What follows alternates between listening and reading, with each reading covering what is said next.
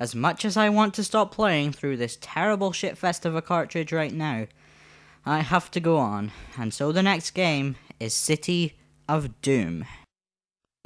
Oh no. Oh fuck no. What the hell is this? In City of Doom, you have to play as an old age pensioner and climb up a fucking skyscraper, avoiding things like bowling balls and fucking hot dogs. Is this a good game? Hell no it's not. You wanna know what's really, really, really weird? Windows fucking kill you! That's right people, you better not bump into a fucking window because it will fucking murder you! You know what else is weird? This has to be the tallest skyscraper in the history of mankind. I mean, it goes into fucking space.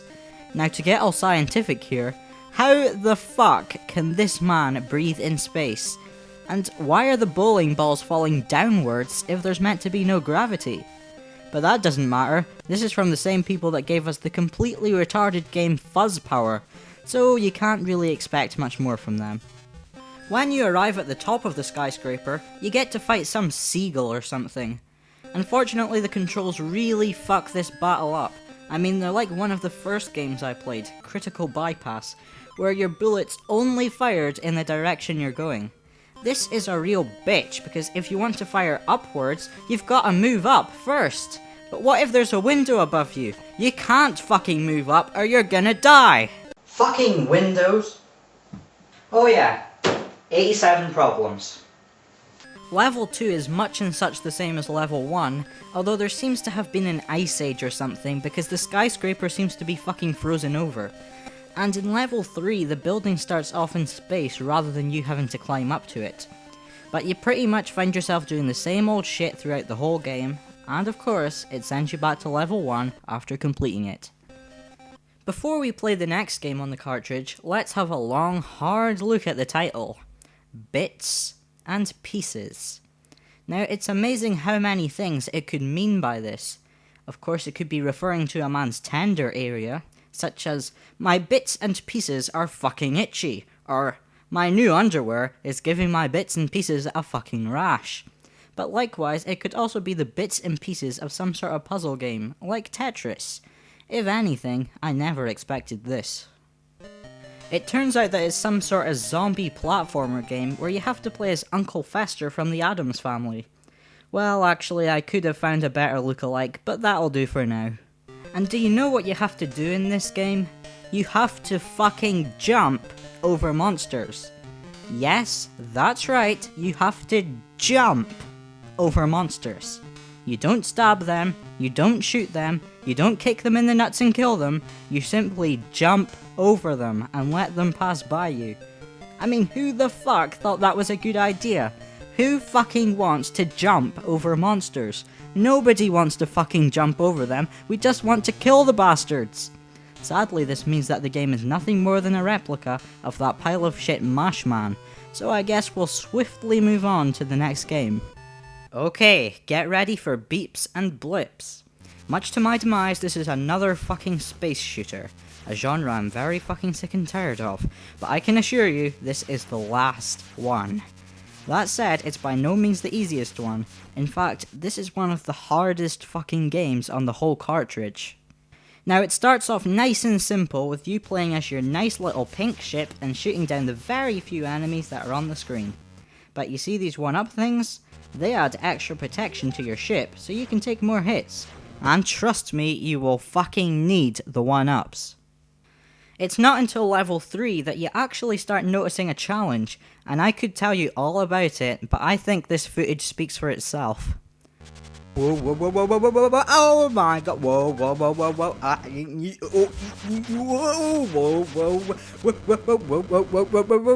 whoa, whoa, shit! Whoa, whoa, whoa, pause. Whoa, I made it. Whew. Okay, unpause. Oh! However, I did find out a trick. Just run the fuck away from the enemies as much as you can and go for the 1-ups. The 1-ups are your mighty friends, and you'll desperately fucking need them. You'll especially need them in level 5, where the only way you can kill the enemies is by fucking ramming into them. That's if you can actually get as far as level 5. Once you get as far as level 7, the game becomes outrageously difficult, and probably the only chance you'll ever have of beating it is if you shoot all over the place like a demented pigeon with a rifle. But even then, you can never tell when an enemy is gonna come out of nowhere and fucking kill you. But it's all worth it for seeing the craptastic level 8, where everything is fucking glitched up. Everything's dark, there are absolutely no enemies, you can't die. It's just a level to your typical Action 52 standards, which leaves you no choice but to reset the fucking game. 88 problems. The 44th game is called Manchester, and for those of you watching who actually live in Manchester, I apologise on your behalf. You have every right to get angry at this game for giving Manchester a very bad name. The first thing that's completely random and annoying about this game is that every time you fucking jump, a little musical tune plays. Is that fucking necessary? There's also little musical note squares everywhere, though don't ask me why. The second thing I'd like to show you is a very useful glitch that won't take you very long to figure out. You can actually fall down these holes, and not only will you not die, you can actually jump back up again, land underneath the platforms you're supposed to be on, and walk completely underneath the whole fucking level. Another classic sign that none of these games were checked before they were released. That's also an extra problem.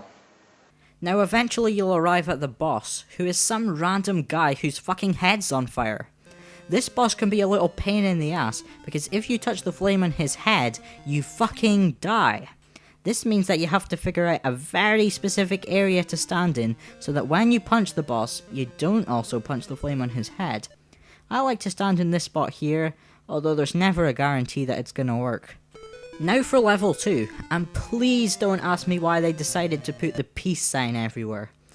In level 2, you have to be very careful not to miss this jump here, because if you do miss that jump, and you keep going forwards, you're taken to a dead end where you can't fucking go back, a little like in Non-Human. This means that you'll have to reset the game and start from level 1. Oh dear. Fucking 90 problems. Much like in the first level, you get to fight that random man whose head's on fire again. Yippee fucking doodah! Now, I don't know if this just happens for me, but several times throughout the battle, my guy exploded into a million pieces when I died. Kinda like in that game Lollipops, but a lot worse. Level 3 is made up of colourful flowers, which makes me think that this guy's high on heroin or something. I mean, a guy with his head on fire, the peace sign, colourful flowers? Much like level 2, there's that same problem where if you go too fucking far forwards, you can't go back again, and you'll have to start the whole game again from the very start.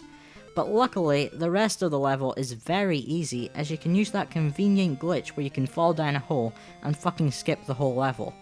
This is where you'll battle the guy with his head on fire for the final time before the game's fucking finally over and you're finally sent back to the first level.